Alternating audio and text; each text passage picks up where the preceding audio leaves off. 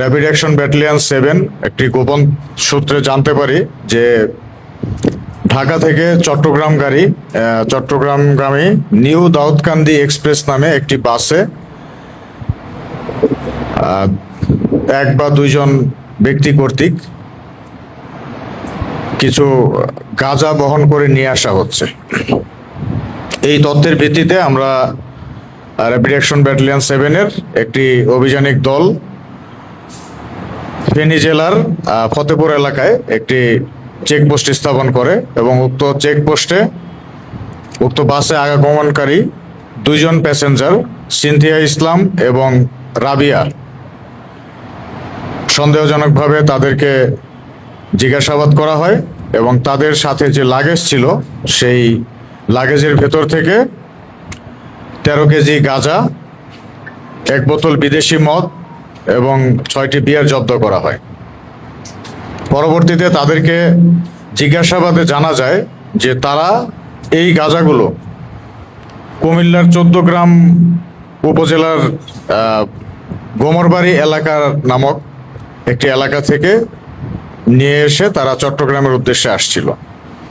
উক্ত তথ্যের ভিত্তিতে আমাদের অভিযানিক দল 14 গ্রাম পৌরসভার গোমরবাড়ি পূর্বপাড়া এলাকায় রবিউল নামক একজন ব্যক্তির বাড়িতে গাঁজার আরো বড় স্টক আছে এই তথ্যের ভিত্তিতে গমন করে এবং সেই বাড়িতে তল্লাশি চালিয়ে বাড়ির রান্নাঘরে এবং গোয়ালঘরের ভেতর থেকে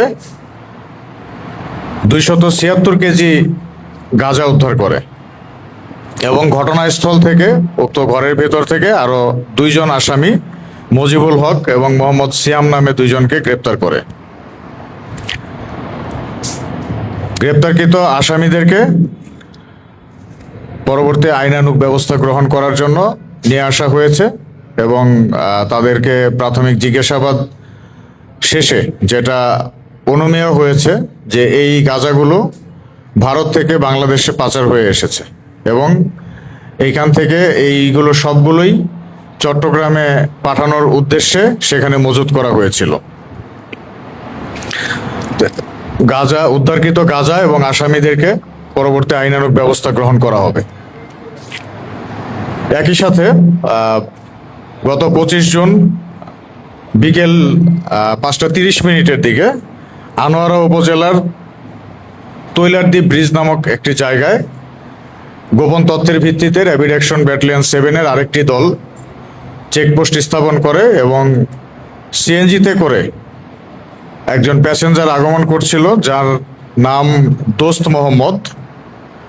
তিনি একজন রোহিঙ্গা নাগরিক। সন্দেহজনক হওয়ায় তাকে জিজ্ঞাসাবাদ করা হয়। পরবর্তীতে তিনি স্বীকার করেন যে তার পেটের ভিতরে করে ইয়াবা ক্যারি করছেন।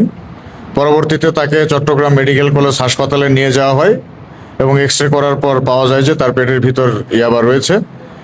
এরপর তার পেট থেকে এই ইয়াবাগুলো বের করা হয়। এগুলোকে ছোট ছোট পোটলার মধ্যে থাকে।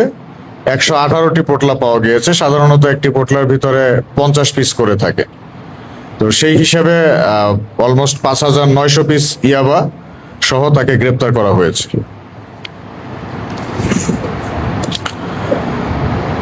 এছাড়াও গত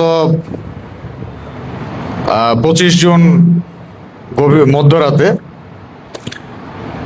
আপনারা জানেন যে বহুল আলোচিত র্যাব সদস্য ডিএডি আব্দুল মোতালেব মার্ডার কেসের একজন এজাহার নামীয় আসামি টুটুল, যে হচ্ছে এজাহার নামীয় একজন পরিচিত আসামি জামাই ইয়াসিনের অত্যন্ত ঘনিষ্ঠ সহযোগী ছিল, তাকে গ্রেপ্তার করা হয়েছে।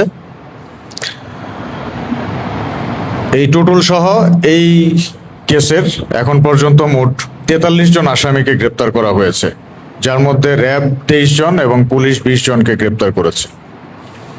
এছাড়াও আপনাদের অবগতির জন্য জানাচ্ছি যে রাউজানে যে কিছুদিন আগে মাকসুদুল ইসলাম মাসুদ নামে একজন বিএনপি নেতা খুন হয়েছিল, সেই কেসেরও 2 জন আসামিকে র্যাপিড অ্যাকশন ব্যাটালিয়ন 7 কর্তৃক গ্রেপ্তার করা হয়েছে। একজনকে 24 ঘন্টার মধ্যে এবং আরেকজনকে রাঙামাটি জেলার বাঘাইছড়ি উপজেলার প্রত্যন্ত একটি এলাকা দূরছড়ি নামক একটি এলাকা থেকে তাকে গ্রেপ্তার করা হয়। এবং এই সকল কেসের সকল আসামিদেরকে পরবর্তী আইনানুগ ব্যবস্থা গ্রহণ করার জন্য প্রক্রিয়া অনুযায়ী ব্যবস্থা গ্রহণ করা হচ্ছে। ধন্যবাদ। HM Expert B500 CWR স্বাধীনতার সুবর্ণ জয়ন্তীতে নতুন বাংলাদেশ গড়ার প্রত্যয়। HM Steel